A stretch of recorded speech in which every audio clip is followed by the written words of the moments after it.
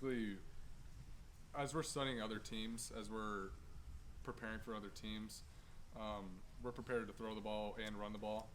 And depending on how the game goes and as we're exposing some weaknesses in the defense, that can determine the ratio. And I think whatever the ratio is, we're 3-0, so it's working.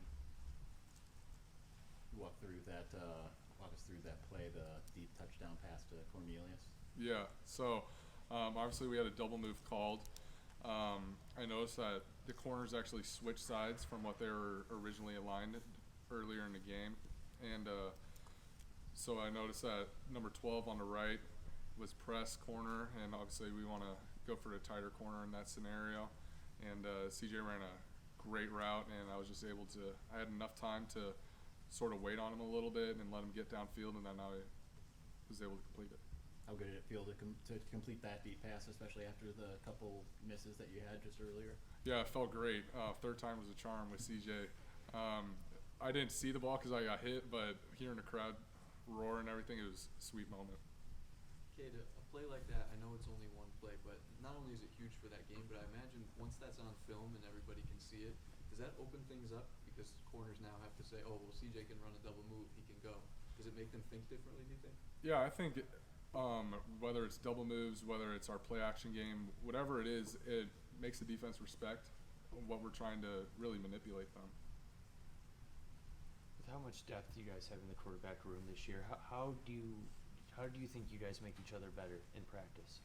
I think especially during camp and during spring ball with everyone getting reps, I think overall just us seeing one after the other, and I think this group does a really good job of taking mental reps, because we have so many guys that when one guy's not in, other dudes, instead of like talking to wide receivers or whatever the deal is, being able to take mental reps, I think that's been a big part of the growth in the room. Quarterbacks always talk about staying ready if you're on the sideline.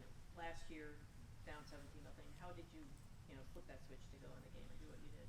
Yeah, I think I found out a way to prepare my freshman year when I was redshirting, and I think that preparation really helped me to feel like I could come in no matter what during last season. And I think me finally getting some game experience against Minnesota, just to realize that, look, I can do this too. It's just football. I mean, this is what I've been playing my whole life. And at that point, once I got in against Wisconsin, I was waiting to get in at that point. You look at your career, how pivotal was that game just for kind of the arc of your career and kind of getting the confidence of the team behind you? Yeah, absolutely. I think that me going in the game and doing what I did, it earned a lot of respect from my teammates that look like I can get it done in the game as well as practice. And I think that was big as far as me being able to step into more of a leadership role this year with the way I finished off last season. And it was definitely a big moment for my career, absolutely.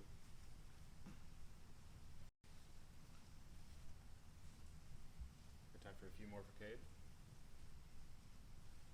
What were your first impressions of Dalen Baldwin when you got to campus, and what did he do to kind of help build chemistry or catch up with the rapport you had with other receivers? Yeah, absolutely. When my first impression was that this is a big dude who can be really physical.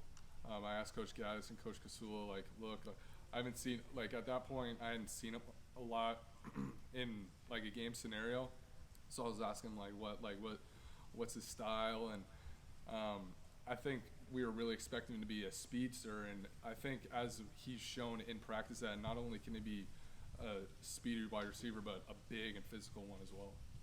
With Ronnie Bell out, and he's kind of the most experienced receiver in terms of years in college, how has he stepped up in Ronnie's absence?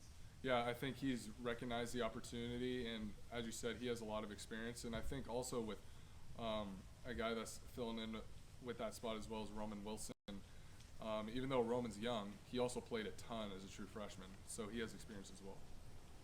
Is there a guy, a receiver that maybe we haven't seen